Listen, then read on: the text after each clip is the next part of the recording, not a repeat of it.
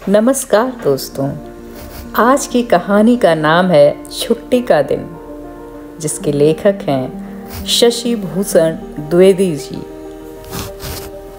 पूरा हफ्ता बीत जाता है छुट्टी के दिन का इंतज़ार करते, और जब छुट्टी का दिन आता है तो मन और भी आतंकित हो जाता है। पूरा दिन एक ऊब और बेचैनी के साथ कैसे कटेगा, सोचते ही मन और भी झल्ला उठता है। छुट्टी के दिन की दिनचर्या भी अजीब होती है। देर तक सोने की इच्छा के बावजूद नींद लगभग समय पर ही खुलती है। कुनमुनाया, अलसाया, थोड़ी देर और सो लेने की कोशिश में थोड़ा सा वक्त और जाया हो जाता है। आखिर न चाहते हुए भी उठना पड़ता है। हाथ मुंह धोकर ट्रैक सूट पहनता हूँ। देखता हूँ पत्नी अभी तक मिट्टी के लोंदे की तरह बिस्तर पर बिखरी पड़ी है। उसे पता है कि आज छुट्टी का दिन है, सो वह आज देर तक सोएगी। मन करता है कि उसके फैले हुए नितंबों पर एक जोरदार लात मारूं, मगर फिर खुद को संभाल लेता हूँ। जानता हूँ कि अब चाहे अनचाहे सारा दिन इसी के साथ गुजारना है, सो सुबह सुबह उसे चूमने में ही भलाई है। मैं उसे चूमता हूँ, लेकिन सुबह सुबह उसके मुंह की बास मेरे भीतर एक अजीब तरह की मितली पैदा कर देती है। मन करता है कि उसकी बिखरी हुई देह पर उल्टी कर दूं, लेकिन कर नहीं पाता। बहुत सी चीज़ें हम चाह कर भी नहीं कर पाते, जैसे हम चाह कर भी महंगाई को नहीं रोक पाते। हाँ, महंगाई से याद आया, 2 महीने हो गए बिजली का बिल जमा नहीं किया। इस महीने जमा ना किया तो कनेक्शन ही कट जाएगा। सोचा था कि इस छुट्टी में करा ही दूंगा, हर बार टाल जाता है। हालांकि बिजली पानी का बिल जमा कराना भी किसी सिरदर्द से कम नहीं। छुट्टी वाले दिन वैसे भी आधे ही दिन बिल जमा होते हैं, फिर इतनी लंबी लाइन लगती है कि पूछो मत। समझिए कि आधा दिन तो इसी में गया। मैं घड़ी देखता हूँ, सुबह के 7 बज रहे हैं। मैं पत्नी को घर में सोता छोड़कर बाहर घूमने निकल जाता हूँ। सुबह घूमने के बहाने एक पंथ 2 काज हो जाते हैं। दरअसल घर खर्च कम करने की कवायद में 2-3 महीने पहले पत्नी ने घर आने वाला अखबार बंद करा दिया। पत्नी को लगता है कि अखबार खरीदना फिजूल खर्ची है और अखबार पढ़ना समय की बर्बादी। आखिर होता ही क्या है अखबारों में आजकल? वही रोज की बासी खबरें, चोरी, छिनैती, बलात्कार, घोटाले। लेकिन सुबह सुबह अखबार पढ़ने की अपनी बरसों पुरानी आदत मैं चाह कर भी छोड़ नहीं पाया। सुबह सुबह अखबार ना पढ़ो तो लगता है कि दिन की ठीक से शुरुआत नहीं हुई। पहले मैं सुबह सुबह बाथरूम में अखबार लेकर घुस जाता था और नित्य कर्म करते हुए पूरा अखबार चाट लेता था। फिर तरोताज़ा होकर बाहर आता था। तब तक पत्नी भी चाय बनाकर ले आती थी और हम इत्मीनान से चाय पीते थे। लेकिन अब वे सब दिनों की बात हो गई है।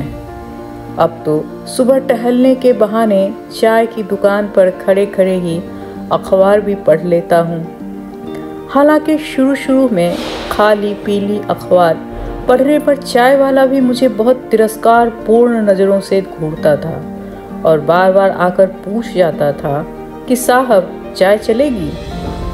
मेरे मना करने पर वह बुरा सा मुंह बना लेता। कभी कभी तो ऐसा भी हुआ कि उसने सीधे सीधे मुझसे कह दिया कि साहब ग्राहकों को बैठने दीजिए, धंधे का टाइम है।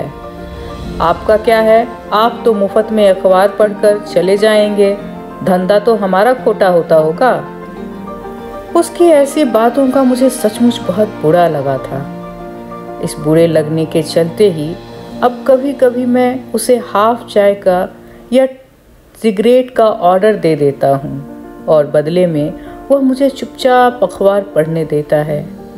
हालांकि हाफ कप चाय के बदले घंटे भर उसे मेरा अखबार पढ़ना भी अखरता था। लेकिन बेशर्मी से मैंने अब उसकी ओर ध्यान देना छोड़ दिया है। चाय की दुकान पर सबसे पहले मैं अपना राशिफल देखता हूँ, फिर मौसम का हाल। राशिफल में लिखा है कि आज कोई शुभ सूचना मिलेगी और धनोपार्जन होगा। मैं सोचता हूँ कि आज महीने की 20वीं तारीख है। धनोपार्जन की तो कहीं कोई संभावना नजर नहीं आती, बल्कि खर्च ही खर्च होना है। यही हाल मौसम का हाल है। उसमें लिखा है आसमान साफ रहेगा, लेकिन कहीं कहीं हल्की बूंदाबांदी हो सकती है। मगर यहाँ तो सुबह से ही जबरदस्त बारिश के आसार नजर आ रहे हैं। अखबार में और भी तमाम खबरें हैं। मसलन पेट्रोलियम मंत्री ने पेट्रोल और डीजल के दामों में जबरदस्त बढ़ोतरी के संकेत दिए हैं, और कृषि मंत्री का कहना है कि महंगाई रोकने के लिए उनके पास कोई जादू की छड़ी नहीं है। केंद्र इसके लिए राज्य सरकारों को दोष दे रहे हैं और राज्य सरकारें केंद्र को कोस रही है। बयान बयान बयान और बयान। पूरा अखबार नेताओं और मंत्रियों के बयानबाजी से आटा पड़ा है। मैं सिगरेट के साथ हाफ चाय पीकर सुरख कर अखबार रख देता हूँ और सोचता हूँ अब सिगरेट भी छोड़ ही देनी चाहिए। सेहत और खर्च दोनों लिहाज से एक अच्छा विचार है। हालांकि यह अच्छा विचार इससे पहले भी मुझे सैकड़ों बार आया है, लेकिन उस पर अमल करने का विचार रोज अगले दिन के लिए टल जाता है। मैं देखता हूँ घड़ी में 8 बज रहे हैं और आसमान में बादल घने हो रहे हैं। मुझे जल्द ही नहा धोकर बिजली घर जाना होगा, वरना बारिश से सब गुड़ गोबर हो सकता है। मैं तेज कदमों से घर की ओर लौट पड़ता हूँ। घर में पत्नी रसोई में उठापटक कर रही है। यह उसकी रोज की खीज है जो रसोई में बर्तनों पर निकलती है, जिसे मैं रोज की तरह ही सुनकर अनसुना कर देता हूँ। लेकिन तभी उसकी खीज भरी आवाज आती है, गैस खत्म हो गई है, कितने दिन से कह रही थी बुक करवा दो। लेकिन कोई सुने तब ना। गैस के दाम भी बढ़ गए हैं। मैं कहता हूँ तो कुछ नहीं, आज बिजली घर जाना है बिल जमा कराने, पहले गैस का इंतजाम कर दो। मैं नहाने के लिए बाथरूम में घुस जाता हूँ। पत्नी की बड़बड़ाहट नल के पानी के शोर में गुम हो जाती है। मेरे नहाकर बाथरूम से बाहर आने तक पत्नी ने नाश्ता तैयार कर दिया है। नाश्ता करते हुए मैं गुनगुनाने लगता हूँ, गिलोड़ी बिना चटनी कैसे बनी। लेकिन पत्नी मुझे अनसुना करते हुए हड़बड़ा रही है, जैसे मैं उसे अनसुना करते हुए गुनगुना रहा हूँ। सिलेंडर झुकाकर थोड़ी सी गैस निकल आई, लेकिन जैसे भी हो दोपहर तक कहीं से भी गैस का बंदोबस्त करा लो, वरना खाना भी नहीं बन पाएगा। कितनी बार कहा है कि दूसरा सिलेंडर बुक करवा लो, कभी अचानक गैस खत्म हो जाए तो ये दिन तो ना देखना पड़े, मगर सुनता कौन है। अब ठीक है, बिजली घर जाते हुए बुक करवाऊंगा। बुक नहीं, आज गैस आनी ही चाहिए और अभी। मैं कोई जवाब नहीं देता और तैयार होकर घर से बाहर निकल पड़ता हूँ। 10 बज गए हैं। बाहर हल्की बूंदाबांदी शुरू हो गई है। शुक्र है कि मौसम को देखते हुए छतरी साथ ले आया था। बिजली घर पहुँचते पहुँचते बारिश और भी तेज हो गई, लेकिन बिल जमा कराने वालों की लाइन में कहीं कोई कमी नहीं आई। बिल काउंटर के पास कीचड़ ही कीचड़ हो गया है। बारिश के फुहारों से बचने के लिए लोग ठेलम ठेल मचाए हैं। लाइन इतनी लंबी है कि लगता नहीं कि 2 घंटे बाद भी मेरा नंबर आ पाएगा। काउंटर क्लर्क इतना सुस्त है कि एक एक आदमी पर 10-10 मिनट दिए लाया जा रहा है।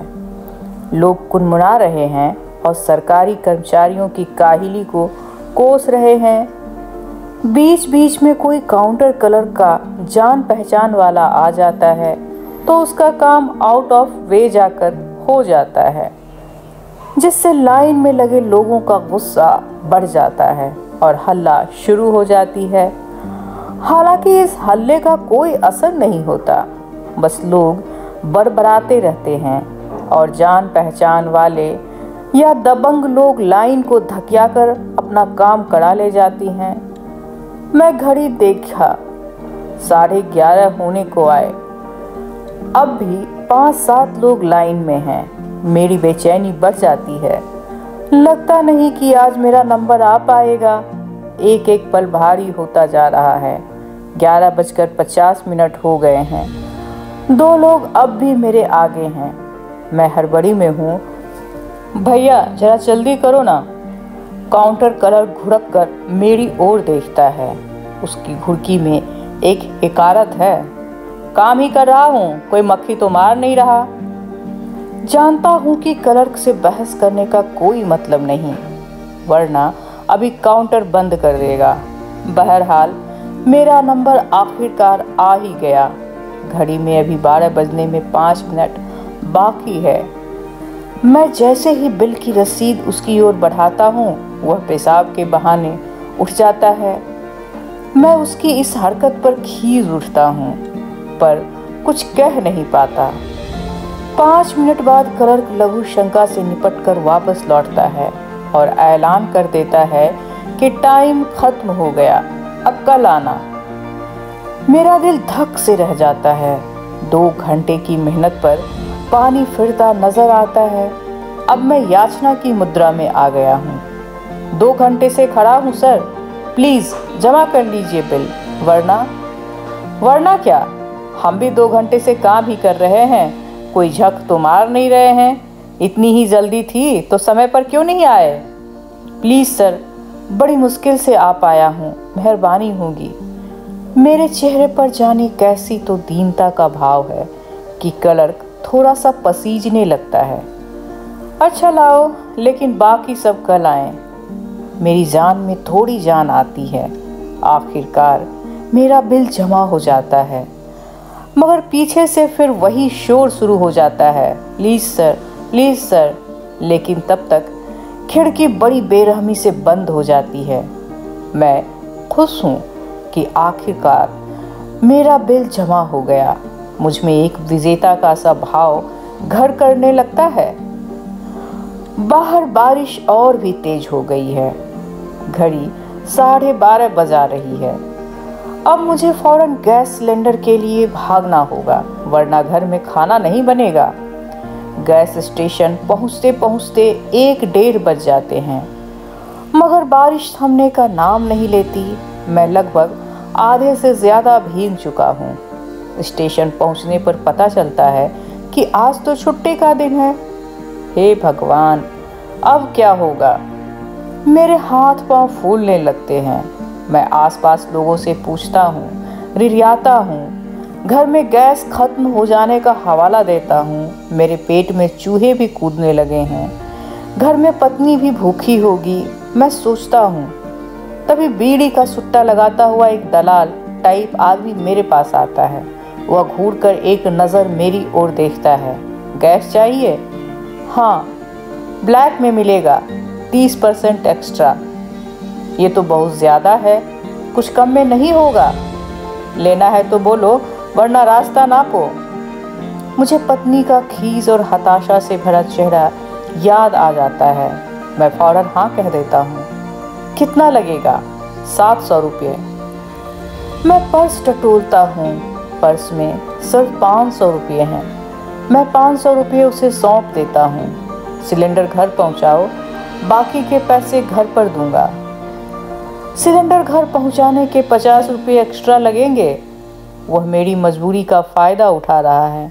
मैं कहता हूँ, यह तो ज़्यादती है। ज़्यादती वादती कुछ नहीं, एक तो छुट्टी का दिन, ऊपर से मौसम देख रहे हैं। मैं झल्लाता हूँ, मगर कुछ कर नहीं पाता।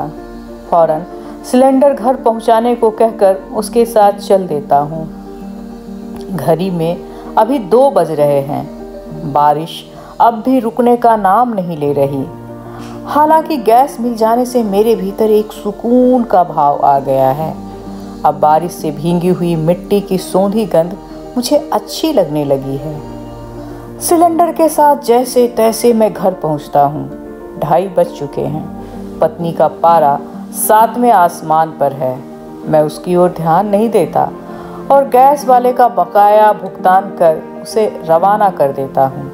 पत्नी भी बिना मुझसे कुछ कहे सिलेंडर रसोई में रखवा लेती है और खाना बनाने में छुट जाती है। कुकर की सीटी और खाने की खुशबू से मेरी भूख और भी बढ़ जाती है। इस बीच मैं रूठी पत्नी को मनाने की योजना बनाने लगता हूँ। 3:30 तक खाना बनाकर तैयार हो जाता हूँ और मैं झटपट खाने बैठ जाता हूँ। खाना आज कुछ ज़्यादा ही स्वादिष्ट लग रहा था। मैं भरपेट खाकर एक ज़ोरदार डकार लेता हूँ। पत्नी भी चुपचाप खाना खाकर बर्तन समेटकर रसोई में चली जाती है। मैं आराम की मुद्रा में थोड़ी देर टीवी देखने लगता हूँ। टीवी ऑन करता हूँ मगर बिजली गुल हो जाती है। कमबख्त बिजली में भी इन 7-8 घंटे की कटौती होने लगी है। रोज़ के धरना प्रदर्शन के बावजूद बिजली की हालत इन दिनों बद से बदतर होती जा रही है। अभी 4 दिन पहले गुस्साए लोगों ने बिजली विभाग के एसडीओ की दफ्तर में सरेआम पिटाई कर दी, मगर सरकार के कान पर जू रेंगने का नाम नहीं लेती। हार कर मैं बिस्तर पर लेट जाता हूँ। हालांकि नींद फिर भी नहीं आती। मैं बार बार घड़ी देखता हूँ। 4:30 बज चुके हैं। मैं पत्नी को मनाने की तरकीबें सोचता हूँ और उठकर रसोई में चला आता हूँ जहाँ पत्नी चाय बना रही है। इस बेचारी को छुट्टी के दिन भी आराम नहीं, सिवाय सुबह थोड़ी देर ज़्यादा सो लेने के। मैं उसके पीछे से अपनी बाहों में भर लेता हूँ। वह झुंझला जाती है। क्या कर रहे हो? छोड़ो, खिड़की खुली है, कोई देख लेगा। देखता है तो देख ले, अब तो खुल्लम खुल्लम प्यार करने का है हम दोनों को। मैं रोमांटिक मूड में गाना गाने लगता हूँ। क्या बात है, बड़ी मस्ती के मूड में हो। पत्नी की आंखों में शरारत है। उसका गुस्सा काफूर हो उठा है। मैं उसके इसी अंदाज पर रीझ उठता हूँ। तमाम परेशानियाँ उसकी एक मुस्कान के आगे बौनी हो जाती है। मैं झट से उसके होठों को चूम लेता हूँ और उसे बाहों में भरे भरे नाचने लगता हूँ। छुट्टी का दिन है कि मस्ती में हैं हम, मस्ती में याहू। पत्नी प्यार से मुझे झिड़क देती है। अब बचपना छोड़ो और चलो चाय पियो। मैं चाय का कप लिए उसके साथ ड्राइंग रूम में आ जाता हूँ। तब तक बिजली भी आ गई है। हम टीवी देखते हुए चाय पीने लगते हैं। शाम के 5:30 बज चुके हैं। पत्नी बाजार चलने की फरमाइश करने लगती है। मैं उसका मूड खराब नहीं करना चाहता। हालांकि मन ही मन आज हुए खर्च का हिसाब लगाने लगता हूँ। एक ही दिन में कुल 4,000 की चपत लग चुकी है। खैर, मौसम खुशनुमा है और छुट्टी का दिन खराब नहीं करना चाहिए। मैं सोचता हूँ और फौरन बाजार के लिए तैयार होने लगता हूँ। हम बाजार में हैं। शाम के 7 बज रहे हैं। अंधेरा घिरने लगा है। बाजार में चारों ओर जगमगाहट है। लगता है जैसे मौसम का लुत्फ लेने पूरा शहर घरों से बाहर निकल आया है। नए नए जोड़े हाथों में हाथ डाले इत्मीनान से टहल रहे हैं या आइसक्रीम खा रहे हैं। कितने दिन हुए इतने अच्छे मौसम में हम बाजार आए, पत्नी ने कहा और मैंने भी उसकी हाँ में हाँ मिला दिया। टहलते टहलते हम एक शॉपिंग मॉल के सामने आ जाते हैं। मॉल रंग बिरंगी रोशनियों में जगमगा रहा है और अपनी भव्यता और वैभव से पूरे शहर को मुँह चिढ़ा रहा है। शहर में पिछले 2 साल में 5 मॉल और मल्टीप्लेक्स खुले हैं और सब एक से बढ़कर एक। इस बीच रेहड़ी और खोमचे वालों की एक पूरी दुनिया ही उजड़ गई है और साप्ताहिक हाट बाजार का हाल बद से बदतर हो गया है। मॉल के आसपास रेहड़ी और खोमचे लगाने की सख्त मनाही है, और कभी भूल से भी किसी ने ऐसा दुस्साहस कर लिया तो उसके लिए पुलिस का जालिम डंडा तो है ही। बहरहाल मॉल के आगे लंबी लंबी गाड़ियों की लाइन लगी है और उसमें चढ़ते उतरते लोग मुझे बेतरह हीन भावना पैदा कर रहे हैं। वे किसी दूसरी दुनिया से आए हुए लगते हैं, जिनकी जेबें नोटों से भरी हुई हैं और जिनके चेहरे पर कहीं दुख, परेशानी या मुश्किल के निशान तक नहीं हैं। मॉल के भीतर जगमग रोशनियों के बीच वस्तुओं का पूरा बाजार है, जिनके ऊपर उनकी कीमतों के टैग लगे हैं। यहाँ हर चीज ब्रांडेड है और ब्रांड की ही कीमत है। लोग यहाँ चीजें अपने ज़रूरत के हिसाब से नहीं, ब्रांड के हिसाब से लेते हैं। एक ब्रांडेड जींस की कीमत 4000, जूता 7000 और बित्ते भर टॉप 2000। मैं बगल में खड़ी एक अल्ट्रा मॉड लड़की झटपट एक जींस और टॉप उठाती है और उन्हें आजमाने के लिए ट्रायल रूम में घुस जाती है।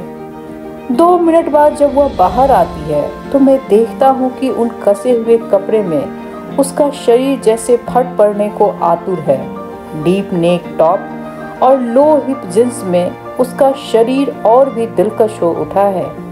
मैं पत्नी से नजरें बचाकर उसके शरीर के खुलेपन गोपन अंगों को खूरने लगता हूँ और वह क्रेडिट कार्ड से पेमेंट कर बेपरवाही से टहलते हुए मॉल से बाहर निकल जाती है। पत्नी वहाँ तमाम चीजों को ललचाई निगाहों से उठाकर देखती रही है, फिर उनकी कीमतें पढ़कर मायूस हो जाती है और चुपचाप उसे यथास्थान रख देती है। कुछ ज़रूरी चीज़ों की खरीदारी के बाद हम जगमग रोशनियों के संसार से बाहर आते हैं। घड़ी में 8:30 बज रहे हैं। रास्ते में गोलगप्पे खाने के बाद अपनी तमाम अधूरी इच्छाओं के साथ हम घर की ओर लौट पड़ते हैं। आखिर सुबह दफ्तर के लिए जल्दी उठना भी तो है। धन्यवाद।